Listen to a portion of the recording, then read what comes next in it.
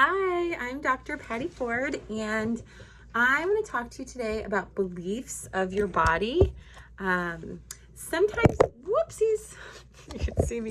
Sometimes beliefs are the hardest to understand because understanding is in the brain and beliefs sometimes live really deep inside of our bodies and they're really subconscious. But a lot of the times in order to impact habits. So as a dietitian and a coach, we talk a lot about habits. So habits are drinking water, eating protein, walking.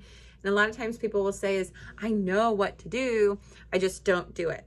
And so you know what to do, but you just don't do it. It's time to kind of look at, okay, well, what's happening in your heart? And then what actually is happening? What are you believing? And that's a lot of subconscious thought patterns that there's no way you are able to access those without having a space or conversation between someone else to point them out to you. Not in a shame, judgment way, but in an exploring, curious, and kind way. So working with people and their body and health, a lot of times the way we think about our bodies shows up in a lot of different areas like relationships and finances, but specifically in our body. A lot of times the belief is, well, I'll never be happy with my body.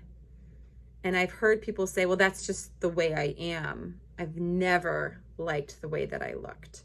So what can happen is you see consistent efforts to change or consistent efforts to hide, which is okay. You're just trying to stay safe. There's nothing wrong with changing your appearance or hiding. There's no shame in that, but it's coming from a belief that I am who I am and I'll never be happy. So those statements of I am who I am or I'll never, a lot of those types of statements are very self-fulfilling prophecy.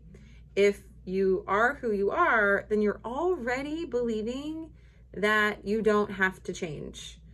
And so then don't. If you are who you are, then you're already kind of slamming the door down on, I'm not even interested in looking at what it would be like to do things differently. And sometimes that type of pattern of thinking is in work or how we think about the structure of things, that we like to be right. So a good exploration is, what is it like when you're in conversation with other people and you have to be right? What is that like for the other person? Sometimes a dangerous question to ask.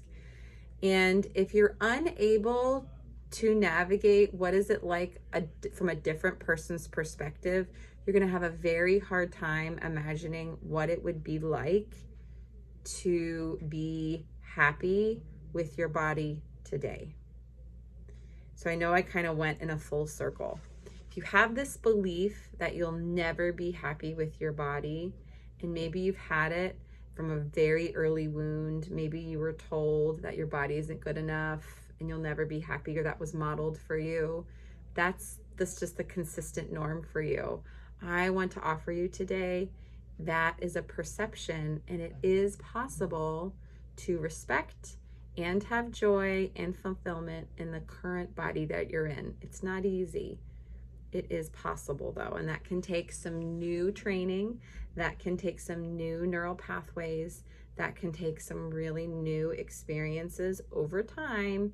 It is possible to love the skin that you're in with very safe, slow transition, some training and some thought patterns, some moving of emotions, and some shifting of beliefs.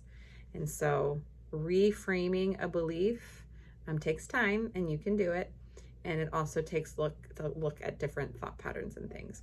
I hope this was helpful. These are some common beliefs that I'll see with chronic dieting. Have a good day.